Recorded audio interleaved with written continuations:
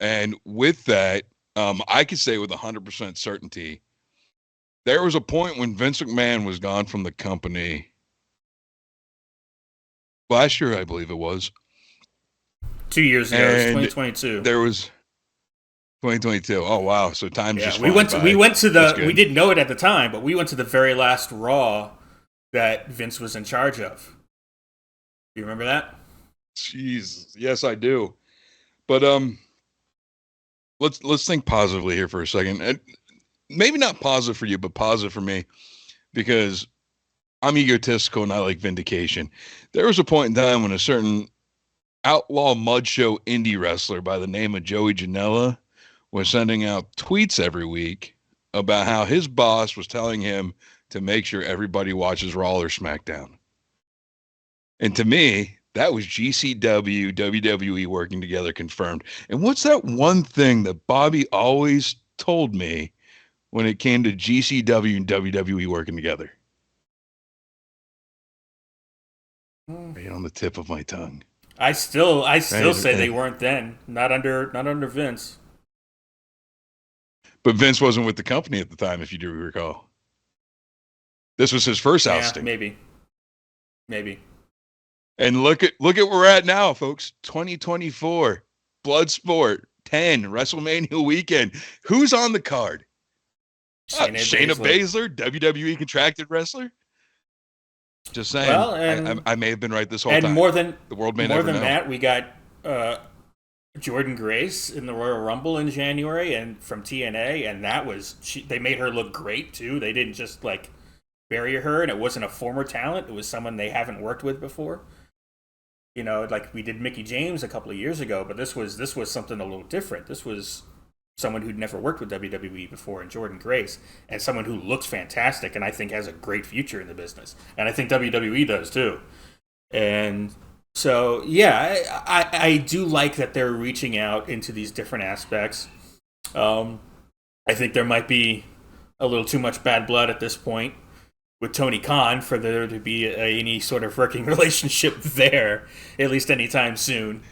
But because Tony just seems to You know, be on one all the time, especially lately. But you know. Ironically, if this conversation was happening a year ago, or when we first started the show, I would have told you, and I would have been screaming to the heavens that it's only due to Tony Khan's, or not Tony Khan, I apologize. It's due to Vince McMahon and Triple H being petty and not being able to let things go and things of that nature. And that's the only thing that is ever going to hold the forbidden door of WWE and AEW. And now you fast forward to today, and Triple H is at the head of the ship with Nick Khan. And you see how willing WWE is to let their talent explore things outside of the WWE gate. And the one thing that will never be seen is because of Tony Khan and his own delusions of grandeur that he has in his head of what he believes AEW is. That, that's the reason we're not going to get the end games ending that we're going to talk about later, I'm sure. well, and this has kind of gone off topic a little bit, but I find this an interesting conversation where some of this can go where I think WWE under the current regime would be more willing to work with people, and I think Shayna Baszler is a good example of this, where she's an MMA girl who transitioned into wrestling and went directly into the WWE umbrella and got all her training there with the WWE. She's never really had any outside experience from the WWE as far as I know. So this is a good way for her to, hey, let's get you outside of our box for a little bit and get some different experience. Because she's only been around for a few years. Theoretically, she's still green.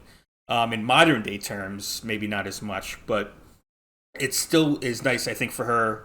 Hey, let's get her some experience outside the WWE without necessarily having to release them for them to go get that experience.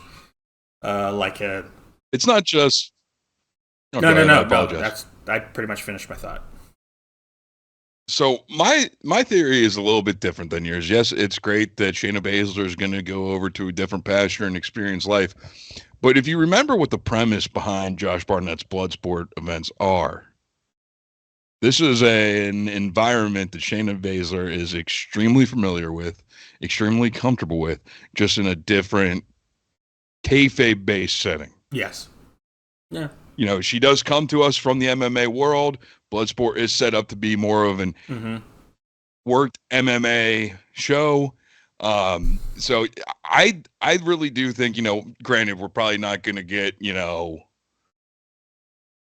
Pete Dunne showing up at Spring Break 8, but it's a step in the right direction. I mean, just thinking about where the company was at the last time Vince was gone. Shinsuke Nakamura was granted permission to go wrestle for Noah. Right. To wrestle the Great Muta. Interesting sidebar that I'm going to get into with our quick jab segment. The Great Muta is in 2K24. Last time Vince McMahon was out of the company, WWE wrestlers appeared on TNA Slammiversary pay-per-view in pre-recorded segments. Last time Vince McMahon was gone, it seemed like it was a brighter position for the future of professional wrestling. And I feel like that's where we're at right now. We are picking up where Triple H had left off before Vince came back.